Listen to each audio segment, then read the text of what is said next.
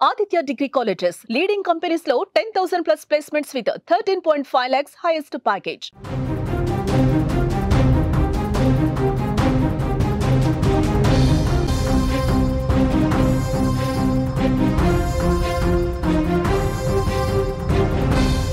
Breaking news చూస్తున్నాం.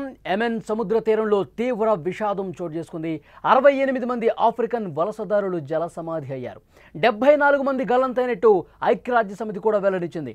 12 మంది మాత్రమే బతికి బయటపడ్డారని అధికారులు తెలియజేశారు.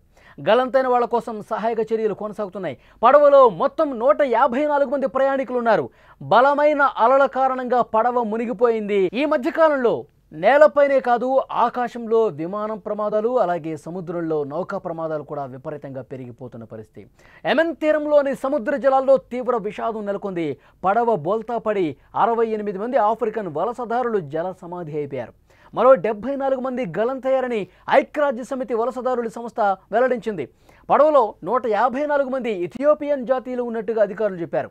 అడెన్ గల్ఫ్ తీరంలో హఠాత్తుగా నీట మునిగిపోయిందని IOM యెమెన్ చీఫ్ అబ్దు సట్టర్ ఎసో తెలియజేశారు. విజువల్స్లో కూడా మీరు చూస్తున్నారు ప్రమాదానికి సంబంధించినటువంటి దృశ్యాలు. ఆఫ్రికా నుంచి ఉపాధి కోసం గల్ఫ్ దేశాలకు వస్తున్న శరణార్థులు, వలసదారులతో ప్రయాణిస్తున్న పడవ యెమెన్ తీరంలో ఏ విధంగా మునిగిపోయిందో మనం స్క్రీన్ మీద చూస్తూ ఉన్నాం. ఒక్కసారిగా పడవ మునిగిపోవడంతో అందరూ కూడా గల్లంతయ్యారు. అక్కడ ప్రాణాలు వాళ్ళు అరచేతిలో పెట్టుకొని హాహాకారాలు చేస్తున్నారు. కాపాడండి కాపాడండి అంటూ అరుస్తూ ఉన్నారు, మునిగిపోతూ ఉన్నారు. మనకు అందుతున్నటువంటి సమాచారం మేరకు వేరొక పడవ అక్కడికి వాళ్ళ దగ్గరికి వెళ్ళి వాళ్ళని కాపాడే ప్రయత్నం చేస్తోంది. 12 మందిని మాత్రమే రక్షించగలిగారు. 154 మందిలో కేవలం 12 మంది ప్రయాణికులు మాత్రమే బతికి బట్ట కట్టారంటే ఇంకా మిగతా వాళ్ళ పరిస్థితి ఏ విధంగా ఉందో అర్థం చేసుకోవచ్చు. అందరూ కూడా మునిగిపోయారు, దూర ప్రాంతాలకు కొట్టుకుపోయారు. వాళ్ళకి సంబంధించిన సమాచారం ఇంకా ఏం లేదు. 68 మంది చనిపోయారు. 68 మంది జల సమాధి అయ్యారు. 74 మందికి సంబంధించి ఆచూకీ ఇంకా లభించలేదు.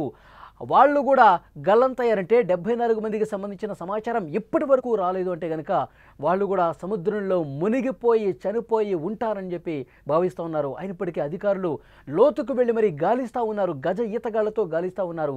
68 మంది స్పాట్లో జల సమాధి అయిపోయారు. అత్యంత తీరని ఒక విషాదానికి సంబంధించిన వార్త ఇది.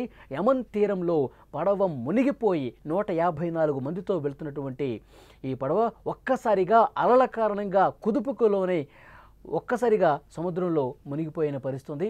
154 మంది ఒక్కసారిగా గల్లంతైపోయారు, లోపలికి వెళ్ళిపోయారు. సముద్రంలోకి వెళ్తే ఈ సమాచారం అందుకున్న మరొక నౌక వెంటనే అక్కడికి వచ్చి వాళ్ళని రెస్క్యూ చేసే ప్రయత్నం చేశారు. అక్కడ ఉండే అధికార యంత్రాంగం హుటాహుటిన కదిలి వాళ్ళని కాపాడే ప్రయత్నం చేసినప్పటికీ కూడా జరగాల్సిన నష్టం జరిగిపోయింది. వాళ్ళు ట్యూబ్లు వేసి లైఫ్ జాకెట్లు వేసి కొంతమందిని మాత్రమే కాపాడగలిగారు. 12 మందిని రక్షించగలిగారు. కానీ మిగతా అందరూ కూడా ఆ సముద్రంలో గల్లంతయ్యారు. 68 మంది జల సమాధి అయిపోయారు. 68 మంది చనిపోయినట్టుగా అధికారికంగా ప్రకటించారు. ఇంకా 74 మంది ఆచూకీ ఇంకా లభ్యం కాల. ఆ 74 మంది ఎటు కొట్టుకుపోయారు, ఎక్కడికి గల్లంతైపోయారు, మునిగిపోయారా, ఈ సమాచారం ఇంకా లేదు. వాళ్ళు బతికుండే పరిస్థితి లేదని చెప్పి అక్కడ అధికార యంత్రం కూడా సమాచారం ఇస్తున్న పరిస్థితుంది. అయినప్పటికీ వాళ్ళ కోసం గాలింపు చేస్తూ ఉన్నారు. మొత్తం ఎక్కడైతే ప్రమాదం జరిగిందో చుట్టూ సరౌండింగ్ అన్నీ కూడా వెతుకుతున్నారు, గాలింపు చేస్తూ ఉన్నారు. ఇంకా ఎలాంటి ఇన్ఫర్మేషన్ రాలేదు. 68 మంది మాత్రం చనిపోయినట్టుగా అధికారికంగా ప్రకటించింది. ఆదివారం తెల్లవారుజామున యెమెన్లోని అబియాన్ ప్రావిన్స్ తీరంలో గల్ఫ్ ఆఫ్ అడెన్ సమీపంలో ఇది జరిగింది. ఈ ఘటనలో 12 మంది మాత్రమే ప్రాణాలతో బయటపడ్డారు.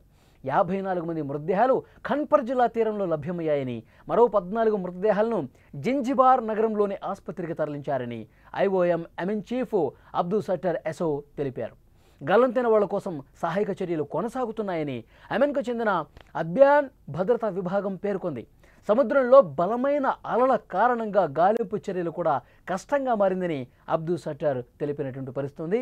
గతంలో కూడా చాలా సందర్భాల్లో ఈ విధంగా ప్రమాదాలు జరిగి చనిపోయిన వాళ్ళ సంఖ్య ఉంది. గతంలో మనం చూసాం ఇదే సముద్ర తీర ప్రాంతంలో అనేకమైనటువంటి పడవ ప్రమాదాలు జరిగి కొన్ని వందల మంది చనిపోయినటువంటి చరిత్ర ఉంది. సో ఎక్కువగా అలల కారణంగా సరైన వాతావరణం లేకపోవడం వల్ల విపరీతంగా అలల తాకిడి, బలమైన అలల కారణంగా ఈ ప్రమాదాలు జరుగుతున్నట్టుగా తెలుస్తోంది. ఆఫ్రికాలోని హార్న్ ఆఫ్ ఆఫ్రికా ప్రాంతం నుంచి గల్ఫ్ దేశాలకు చేరుకోవడానికి ప్రధాన మార్గంగా యెమెన్ ఉంది.